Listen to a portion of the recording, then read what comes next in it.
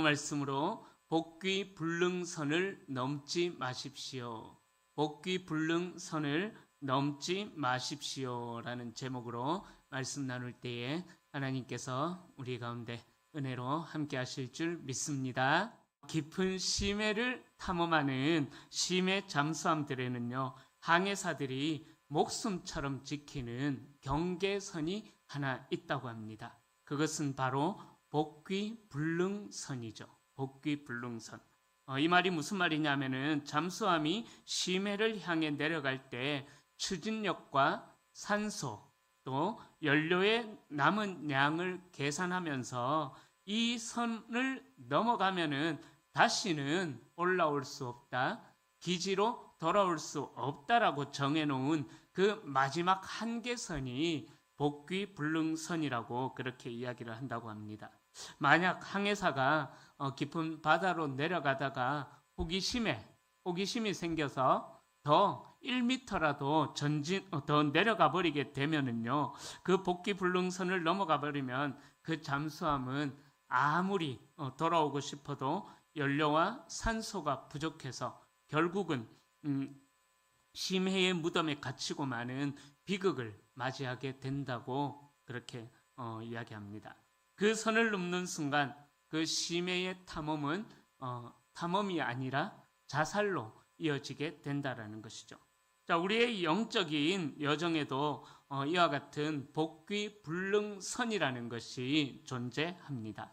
하나님을 믿는다고 하면서 세상의 유혹과 은밀한 정욕의 심해 속으로 끊임없이 내려가다 보면 자기도 모르는 사이에 영적인 복귀 불능선을 넘어가게 되고 그 마지막 마지노선을 넘어서는 순간 그 영혼은 더 이상 올라올 수 없는, 회복될 수 없는 파멸의 길로 빠져들어가 버리게 된다는 거죠.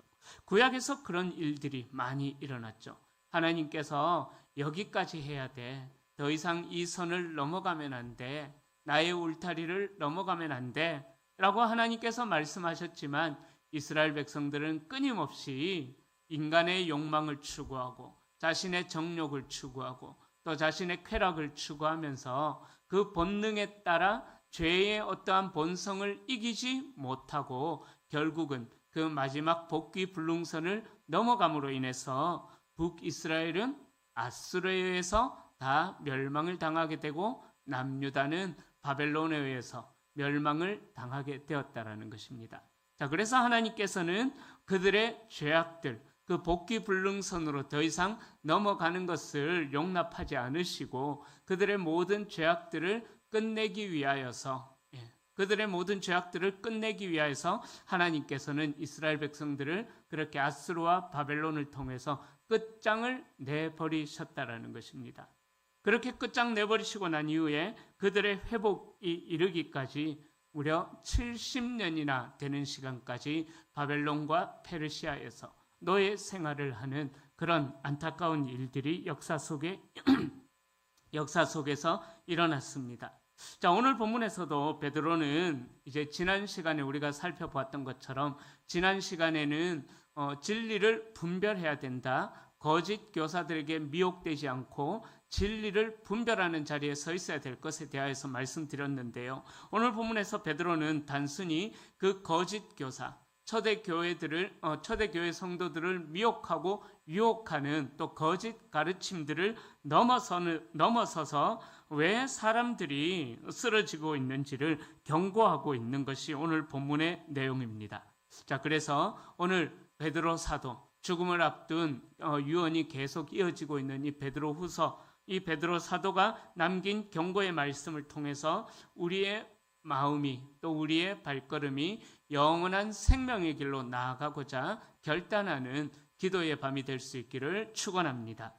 자, 첫 번째로요, 탐욕의 길은 영적 맹인이 되게 한다라는 사실입니다.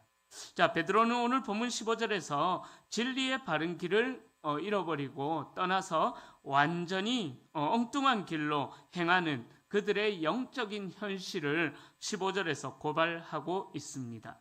15절을 보면 그들이 바른 길을 떠나 미혹되어 부올의 아들 발람의 길을 따르는도다. 그는 불의의 삭을 사랑하다가 베드로 사도는 구약 민수기에 나오는 발람 사건을 오늘 본문에 등장시키고 있습니다.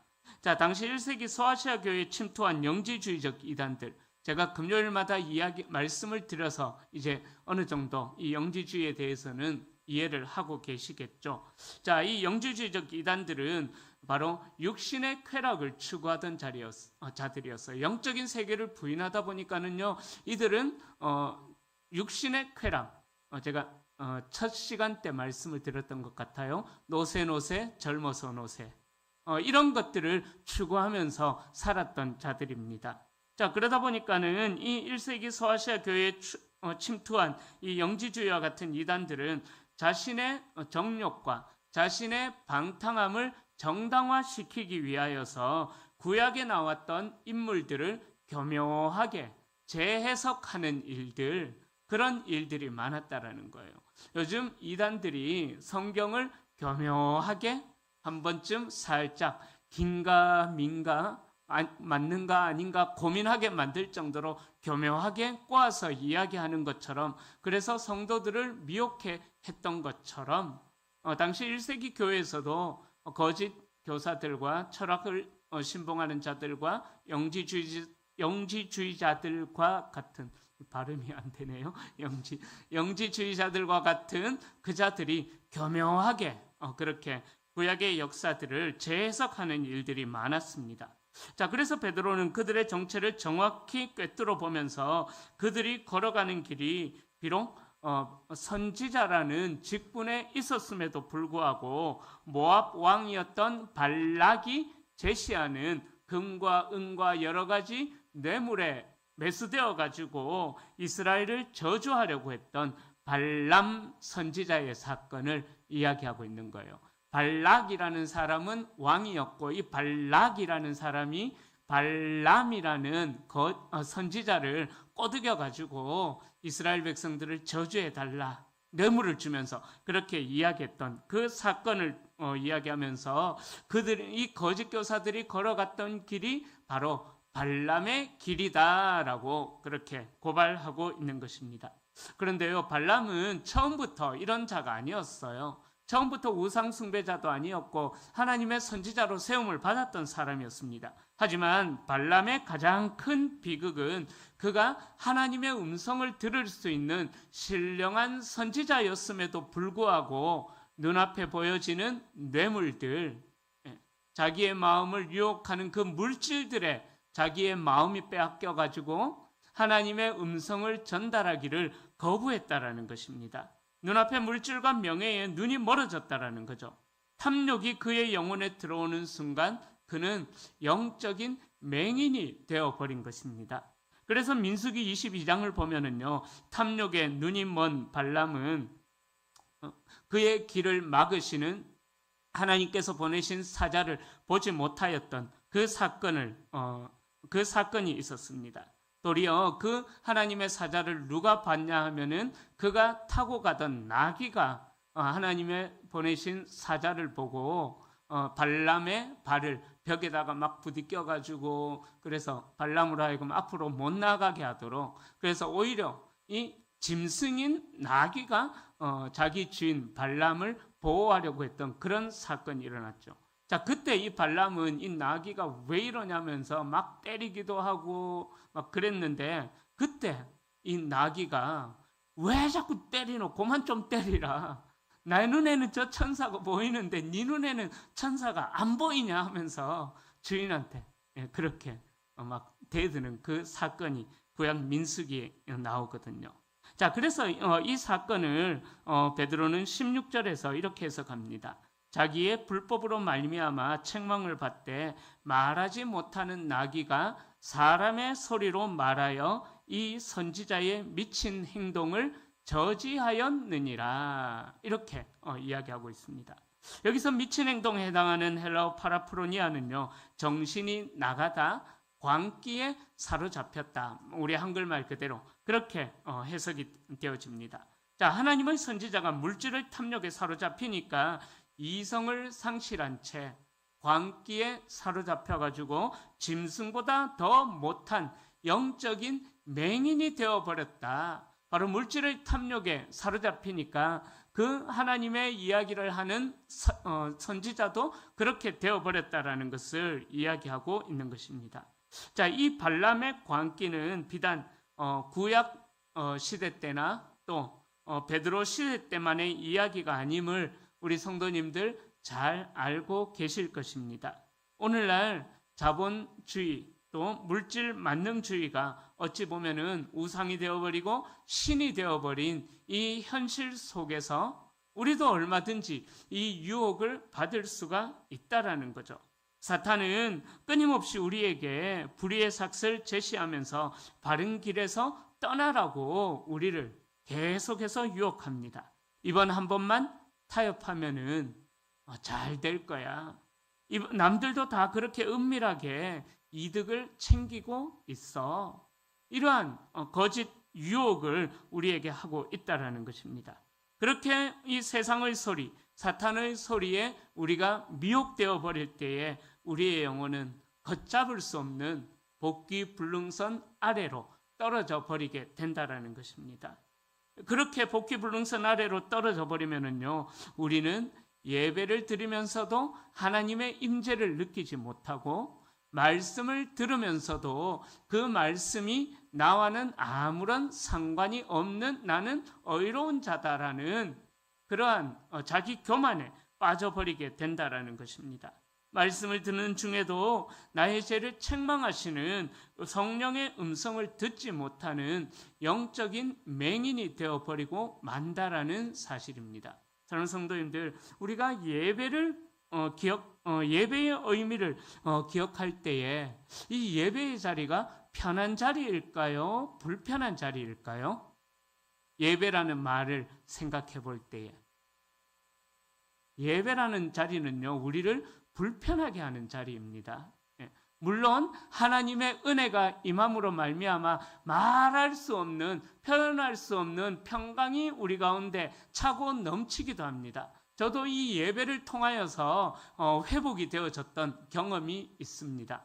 그러나 그 회복이 있기 전에 이 예배를 통해서 우리가 기억해야 할 것은요, 사탄이 우리를 유혹하는 이 유혹에 넘어져 있었던 우리의 마음들이 하나님께서 무엇을 말씀하시는가, 그것을 돌아보는 자리가 바로 예배의 자리가 된다라는 거예요.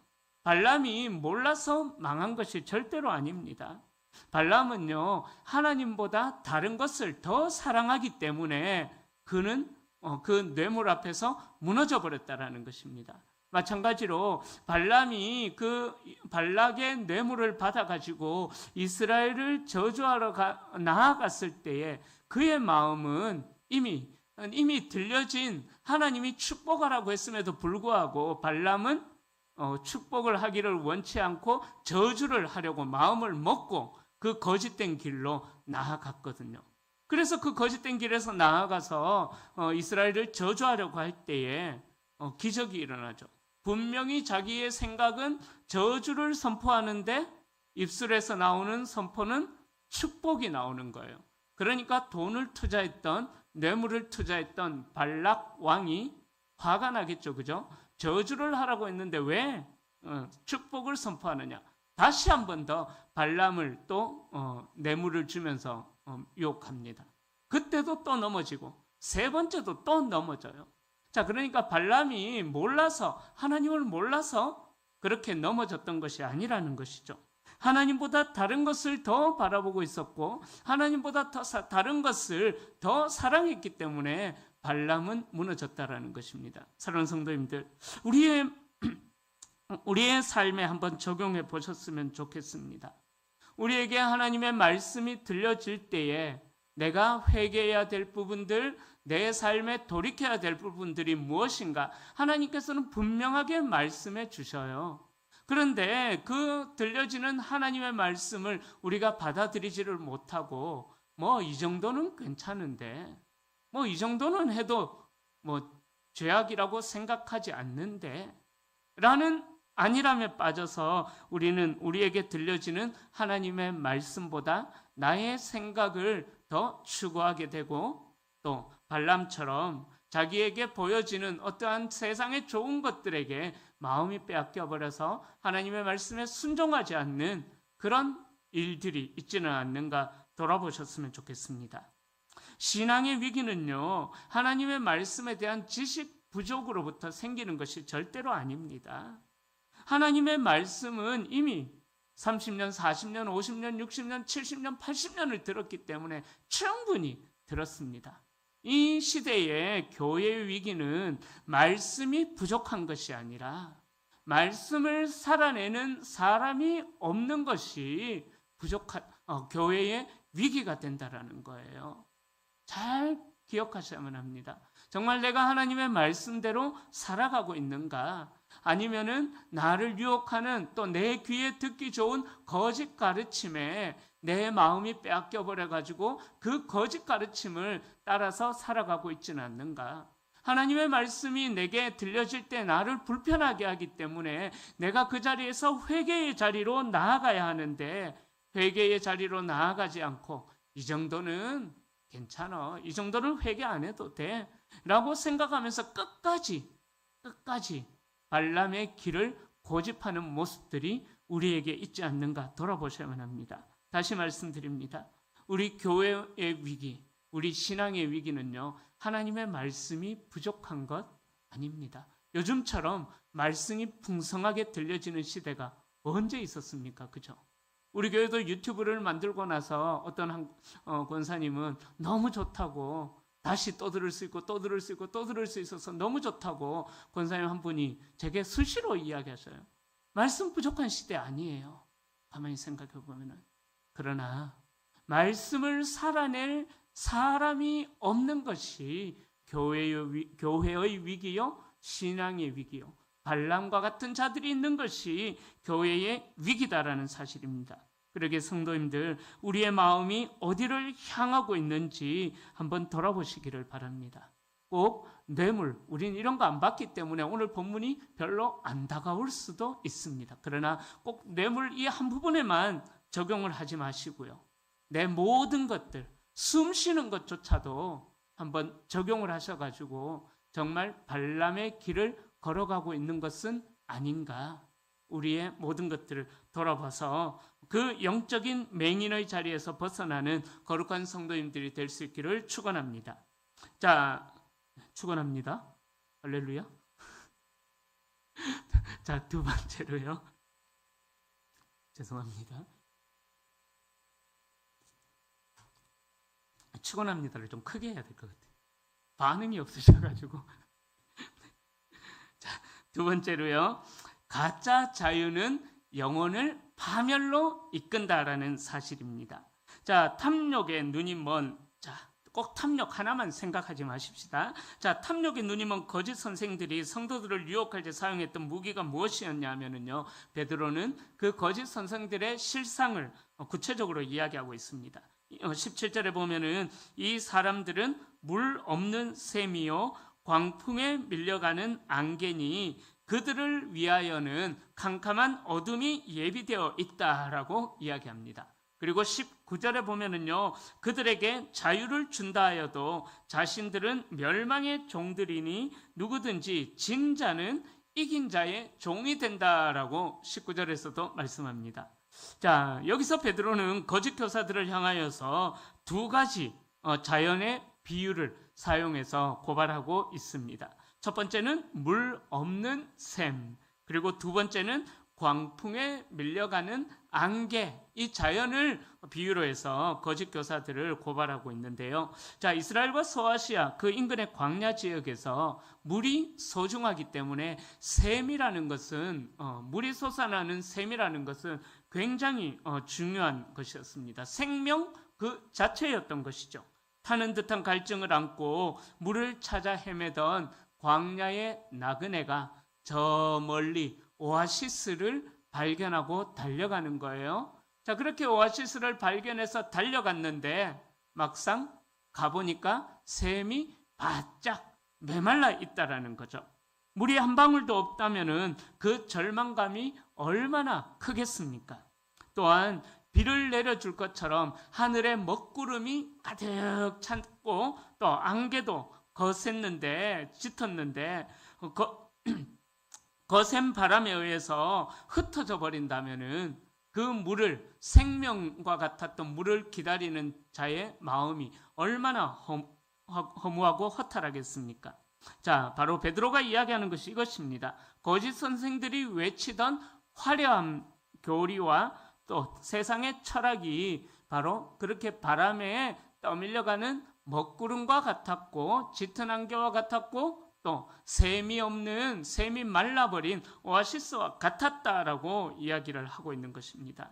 그들은 18절의 말씀처럼 세상의 허탄한 말을 자랑하면서 성도들에게 다가왔습니다. 당시 1세기 로마 제국 사회에서 웅변술이 굉장히 유행했어요. 저도 어릴 때만 해도 이 웅변술이 굉장히 웅변 학원도 있었던 것 기억이 납니다. 말하는 훈련을 하기 위해서 위연사 두 주먹 불 끈지고 강력하게 외칩니다 하면서 그런 웅변 학원이 있었던 것 저도 경험을 했었는데요. 바로 1세기 당시 때 그런 웅변술, 또 수사학들, 말을 화려하게 하는 법들에 대한 학문이 아주 활발했었습니다. 자, 그러다 보니까는 듣기에는 너무나도 화려하고 매력적인 말들이 그 거짓 교사들에게서 나왔다라는 거죠. 자, 특히 그들이 내세웠던 가장 강력한 슬로건은 19절에 나오는데요. 자유였어요. 자유. 이제 우리는 율법에서 자유해졌다. 그죠? 예수님께서 오셔서 선포하신 것이 무엇입니까? 더 이상 죄의 종이 아니다. 율법의 종이 아니다. 그 말씀을 어떻게 해석해요? 교묘하게, 긴 듯 아닌 듯 교묘하게 해석해가지고 자유라는 슬로건을 내세웠습니다. 그래서 율법에서 자유해졌기 때문에 육체로는 어떠한 죄악을 저질러도 괜찮다. 영혼은 안전하다. 분리가 되어져 있기 때문에. 그래서 육체로는 어떠한 죄를 저질러도 너의 영혼은 안전하니까 네 마음껏 사는 동안 마음껏 즐겨라. 이런 거짓 가르침이 초대교회 시절에 가득했었다라는 거죠. 그런 거짓 가르침이 들려지니까 얼마나 좋습니까? 그죠? 안 그래도 세상 살기 어려운데 마음대로 살아라. 너희 영혼은 안전하다. 그런 가르침이 선포되니까 할렐루야 아멘 하면서 초대교회 성도들이 받아들였다라는 거죠. 자, 극지방인 그린란드의 에스키모 원주민들이 늑대를 사냥할 때 사용하는 방법, 이 방법에 대한 이야기가 있습니다. 들어보신 분들도 계실 건데, 사냥꾼은 날카로운 강철 칼날에 동물의 신선한 피를 묻혀서 얼린다고 합니다. 그 칼을 얼음 바닥에 꽂아놓고 절대 안 쓰러지도록 얼음 바닥에 단단하게 고정시켜 놓고 그 칼날에다가 동물들의 신선한 피를 묻혀서 얼리고 또 얼리고 또 묻혀서 얼리고, 그래서 두껍하게 그 칼날을 만든다고 합니다. 자, 그 과정을 반복하면은 칼날은 두꺼운 핏덩이 얼음으로 쌓이게 된다라는 거죠. 그래서 사냥꾼은 이 얼음 피칼을 늑대가 자주 다니는 길목에 고정시켜 놓습니다. 자, 그러면은 밤이 되면은 그 피 냄새를 맡았던 늑대들이 몰려와 가지고 그 얼음을 핥기 시작하는 거예요. 얼어붙은 피가 녹으면서 주는 그 달콤함과 만족감에 취해서 늑대는 점점 더 그 칼날을 피칼이죠. 그 피의 얼음을 점점 더 핥아대기 시작합니다. 얼음이 다 녹아내릴 때까지 그 피 얼음을 핥아 보면은요, 혀가 마비되어져 가지고 그 날카로운 칼날이 나와도 멈추지를 않는다고 합니다. 결국 그 피맛에 취한 늑대는 날카로운 칼날에 자신의 혀가 베이는 거예요. 그런데 이미 얼음을 계속 핥고 있었기 때문에 혀가 마비가 되어졌어요. 그래서 그 칼날에 자기 혀가 베어도 자기 혀가 베인지도 모르고 계속해서 거기에 묻어있는 피를, 칼날에 묻어있는 피를 핥는다고 합니다. 자, 그래서 결국 혀의 감각이 마비되었기 때문에 자신의 혀에서 나오는 피인 줄도 모르고 계속 핥다가 이 늑대는 죽음을 맞이합니다. 그 늑대의 사인, 죽음의 원인은 바로 과다출혈로, 이게 웃자고 하는 이야기가 아니라 실제로 그 에스키모인들이 늑대를 사냥할 때 사용하는 방법이라고 이야기합니다. 마찬가지로 세상 문화가 우리에게 속삭이는 자유의 본질이 바로 그 에스키모의 피의 칼날과 똑같다라는 사실입니다. 세상은 끊임없이 너의 인생은 네가 주인이야.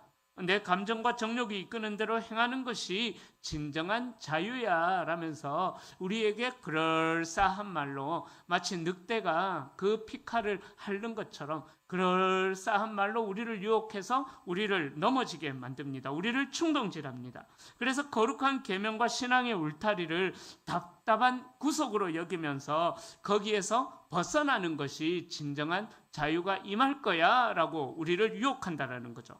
그래서 베드로는 그들이 약속한 자유는 영혼의 갈증을 해결할 수 없는 물 없는 샘이다 라고 그렇게 이야기하는 것입니다. 즉 알맹이가 빠져버린 가짜 자유다라는 것을 베드로 사도가 강조하고 있는 것이죠. 그들의 실상은 죄와 정욕에 패배하여서 그것에 질질 끌려다니는 진자 멸망의 종에 불과하다라는 것을 오늘 본문에서 베드로가 강조하고 있는 것입니다. 사랑하는 성도님들, 그러기에 우리는 순간의 달콤함과 육신의 즐거움에 취해서 순간의 달콤함과 육신의 즐거움에 취해서 우리의 영혼이 베이고 죽어가는 줄도 모르는 영적인 마비 상태에서 우리는 깨어나야만 합니다. 성경이 말하는 참된 자유는 내 마음대로 죄를 지을 수 있는 자유가 아니라 죄를 짓지 않을 수 있는 거룩한 자유가 성경이 말하는 진정한 자유인 것입니다. 세상이 주는 가짜 자유를 따라서 내 육신의 즐거움을 만족하는 길로 따라가다 보면은 결국은 영혼에 타는 듯한 갈증과 허무함, 그리고 죄의 노예가 되어서 회복 불능선, 복귀 불능선 아래로 떨어져서 결국은 가라앉게 되는 비참함에 처해지게 된다는 사실입니다. 성도님들, 화려해 보이지만 알맹이가 없는 세상의 자랑과 가짜에 우리의 마음이 현혹되지 않기를 소망합니다. 또 내 귀를 만족시키는 그러한 거짓 진리라고 이야기할 수도 없죠. 가짜에 우리의 마음을 빼앗기지 않기를 소망합니다. 그러기에 우리는 죄를 다스리고 승리하는 그 참된 자유를 경험하며 살아가는 성도님들이 될 수 있기를 축원합니다. 자, 마지막 세 번째로 옛 죄의 자리로 결코 돌아가서는 안 된다라는 것을 베드로가 이야기하고 있습니다. 이제 본문의 마지막 단락에서 베드로는 영적인 복귀 불능선에 대하여서 직접적으로 경고를 하고 있습니다. 20절과 21절 말씀인데요. 우리 함께 읽어보겠습니다. 만일 그들이 우리 주 되신 구주 예수 그리스도를 알므로 세상의 더러움을 피한 후에 다시 그 중에 얽매이고 지면 그 나중 형편이 처음보다 더 심하리니 의의 도를 안 후에 받은 거룩한 명령을 저버리는 것보다 알지 못하는 것이 도리어 그들에게 나으니라. 그렇게 말씀합니다. 자, 여기에 등장하는 자들은 완전히 불신자들을 의미하는 것이 절대로 아닙니다. 그들은 예수 그리스도를 믿는 교회 공동체 안에서 예수 그리스도를 통하여서 이미 진리도 경험했고 은혜도 경험했고 자유도, 진정한 자유가 무엇인지 이미 경험을 했던 자들입니다. 그러니까 예수 그리스도를 아는 지식을 통해서 참 자유를, 진리 안에서 누릴 수 있는 참 자유를 이미 경험했던 자들이었다라는 것입니다. 세상의 더러움에서 벗어났던 자들입니다. 그러나 그들은 복음의 진리를 더 깊이 붙들지 못한 채 다시 정욕에 사로잡혀서 세상으로 빠져버리게 되는 안타까운 일들이 일어났다라는 거죠. 본문의 말씀대로 하자면은 정욕에 얽매여서 결국은 패배하고 말았다라는 것을 21절과 22절에서 이야기하고 있는 것입니다. 베드로는 그들의 나중 형편이 처음으로 예수를 알기 전보다 더 더 심각한 상태, 더 비참해진 상태가 되어버렸다라고 경고하고 있습니다. 차라리 복음을 알지 못했더라면 그 심판의 무게라도 가벼웠을 건데, 십자가의 은혜와 의의 도를 명백히 알고도 고의적으로 그 은혜를 짓밟아 버리고 돌아선 자들, 그들에게는 돌이킬 수 없는 무서운 심판이 기다리고 있다라는 것을 경고하고 있는 것입니다. 사랑하는 성도님들, 우리가 하나님의 말씀을 제가 첫 번째 대지에서 말씀드렸던 것처럼 하나님의 말씀을 들어서 이렇게 살아서는 안 된다. 내 모든 정말 내 호흡하는 것조차도 이렇게 살아서는 안 된다라는 것을 알았다면은 우리는 그렇게 살아서는 절대로 안 된다라는 것을 잊지 마셔야 합니다. 이미 경험을 했었음에도 불구하고 다시 그 정욕의 길로 죄악의 길로 돌아가는 자들에게는요, 더 무서운 심판이 기다리고 있다라는 것을 이야기하고 있는 거죠. 21절 끝부분에 의의 그 나중 형편이 처음보다 더 심하리니 의의 도를 안 후에 받은 거룩한 명령을 저버리는 것보다 차라리 알지 못하였으면, 그죠? 차라리 알지 못하였으면 더 나았다. 알고도 죄를 저지르는 것이 오히려 더 큰 심판이 임하게 된다라는 것을 이야기하고 있다라는 것입니다. 즉, 알고도 죄의 자리에 거했다라는 것, 알고도 그 악의 유혹에 넘어가 버렸다라는 것은요, 복귀 불능선을 넘어버렸다라는 의미인 것입니다. 베드로는 이 비참하고 혐오스러운 영적 배교의 상태를 구약 성경의 잠언을 인용하면서 22절에서 생생하게 묘사하고 있죠. 22절에 보면은 참된 속담에 이르기를 그 개가 토하였던 것에 돌아가고 돼지가 씻었다가 더러운 구덩이에 도로 누웠다 하는 말이 그들에게 응하였도다. 자, 이 비유는요, 구약의 잠언 26장 11절 말씀을 인용해서 이야기하고 있는 풍자였습니다. 당시 헬라 사회에서도 이 잠언 26장 11절 말씀은 풍자로 많이 회자가 되기도 했습니다.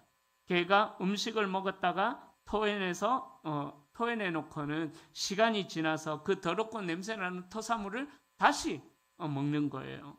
그리고 지저분한 돼지를 깨끗한 물로 씻겨 놓았더니만은 다시 오물이 가득한 진흙구덩이로 달려가서 온몸을 비비며 뒹구는 그러한 모습이 우리의 모습이다라는 것입니다. 베드로가 왜 이토록 혐오스럽고 거친 비유를 성도들에게 이야기하겠습니까? 그들의 본성이 진정으로 변화되지 않았기 때문이라는 거예요.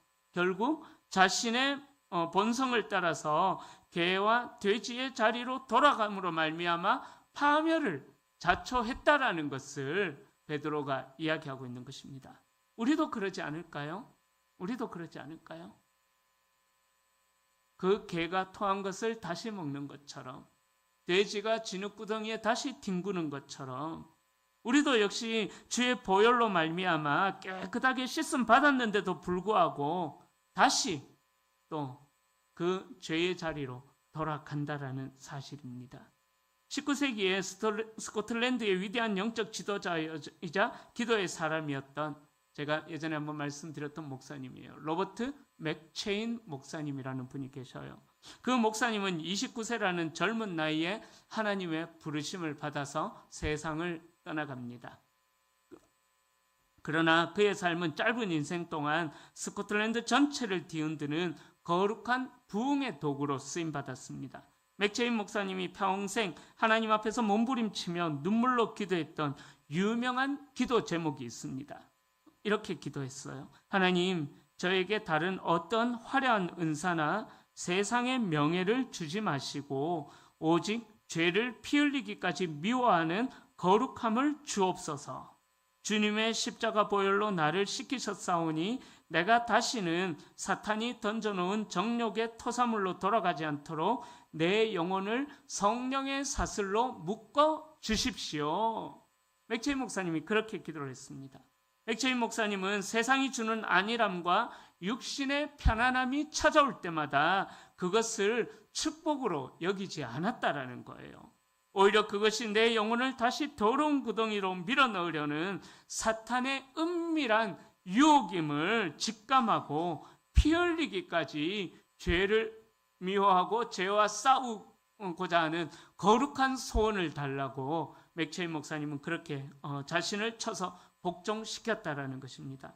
그가 철저하게 거룩을 지키며 그 십자가의 길만을 걸어갔을 때 그의 짧은 생애를 통하여서 수많은 영혼들이 주님께로 돌아왔다라는 그런 역사가 일어났습니다. 사랑하는 성도님들, 저와 우리 성도님들은 예수의 보혈로 거듭난 새로운 본성을 소유하게 된 자들임을 잊지 마십시오. 그런 우리에게 사탄은 끊임없이 과거에 즐거웠던 세상 재미로 돌아가라. 한 번쯤 그렇게 죄 가운데 거해도 괜찮다. 너의 영혼은 안전하게 보호될 것이다 라고 우리를 유혹합니다. 우리는 눈에 보이는 심각한 죄에 대해서는 경계를 합니다. 말 그대로 우리는 뉴스에 나오는 그런 흉악한 죄악은 저지르지 않습니다. 그러나 별것 아닌 죄악들, 우리의 말, 우리의 생각, 우리의 행함, 정말 별것 아닌 것들이 우리의 공동체를 무너뜨리는 죄악이 되고 있지는 않는가? 정말 심각하게 돌아보셔야만 합니다. 오늘 말씀이 뇌물, 발람의 유혹 이런 거 이야기한다고 해서요. 나와는 상관없다. 제가 말씀드렸던 것처럼 나와는 상관없다 생각하지 마십시오. 꼭 뇌물뿐만이 아니라 우리의 공동체를 무너뜨리는 모든 것들, 또 우리의 가정을 무너뜨리는 모든 것들, 그런 것들이 바로 오늘 본문에서 베드로가 그 죄악의 자리에서 돌아서야 된다. 만약에 그 은혜를 경험했는 것을 알면서도, 그 은혜를 경험했으면서도 다시 개처럼, 돼지처럼 돌아가서는 안 된다라는 것을 우리에게 경고하고 있는 것입니다. 이제 말씀을 정리합니다. 제가 오늘 말씀을 시작하면서 전해드렸던 쉼의 잠수함의 복귀불능선, 이 복귀불능선을 기억하십시오.